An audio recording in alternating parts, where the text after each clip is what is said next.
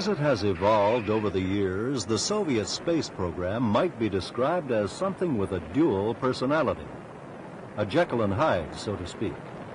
That is, it consists of two parts, one of which is highly visible and acceptable to the world public, while the other moves in a sort of shadowland and is cloaked in high secrecy. In this presentation, we will look at both sides and reach some conclusions about just where the Soviets are today in their program and where they are going in the future. The Soviet space program became truly visible with the launching of the first Sputnik into low Earth orbit on October 4th, 1957.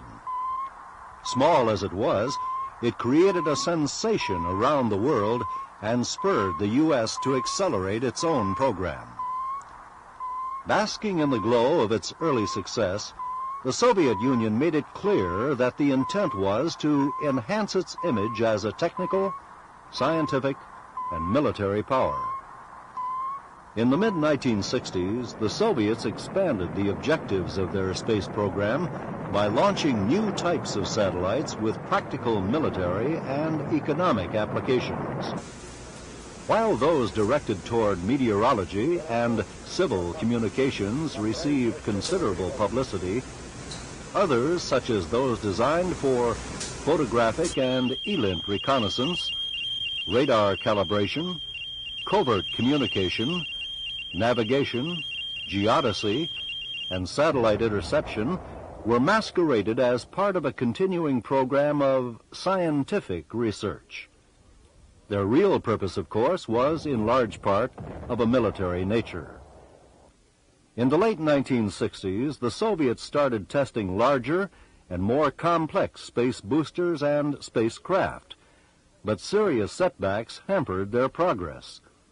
For example, their failure to develop a booster large enough for manned lunar missions, along with the U.S. lead in the Apollo project, caused the Soviets to redirect the emphasis of their man-in-space program to Earth-orbiting space stations. Since the early 1970s, the Soviets have concentrated their effort on space systems for military support.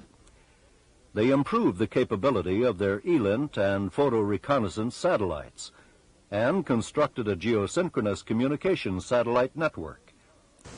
At the same time, they have sought to maintain the image of Soviet prowess in space by heavily publicizing the missions of the Salyut space stations. Soviet interest in constructing manned orbital space stations goes all the way back to 1896, when Konstantin Tsiolkovsky, the so-called father of Soviet space flight, described such an undertaking in his book, Beyond the Planet Earth. His vision of several cylinders, 4 meters in diameter, linked together in Earth orbit and accommodating as many as 20 men, may well be realized by the Soviets in the next few years. They have already achieved part of this by docking the Salyut 6 space station with Cosmos 1267, a new space station module.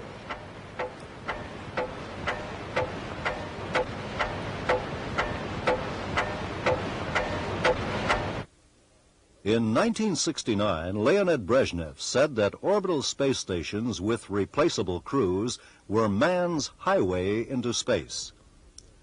The Soviets put their first space station, Salyut 1, into orbit in 1971. Since then, in spite of 2 failures, they have successfully orbited a total of 6. As mentioned at the beginning of this presentation, Soviet space efforts can be divided into 2 parts, military and scientific. This is also true within the manned space station program.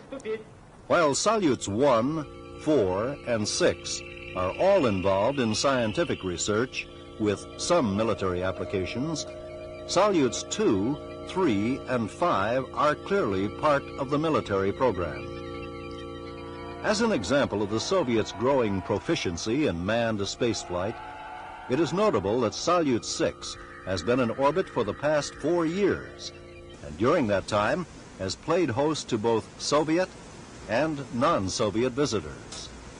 28 different cosmonauts have visited Salyut 6 9 of these were non-Soviet. They spent a total of 2,117 man days, or nearly 7 man years, in space and occupied the station for 44% of its time in orbit. It is also notable that although Salyut 6 does serve certain military purposes, mostly of an observational nature, the Soviets prefer to project its purely scientific nature, such as biomedical research, Earth resources studies, and materials processing. And here again we note the Jekyll and Hyde nature of the Soviet space program. Within the Soviet space program, the military effort is by far the most active, usually accounting for about 70% of the launches each year.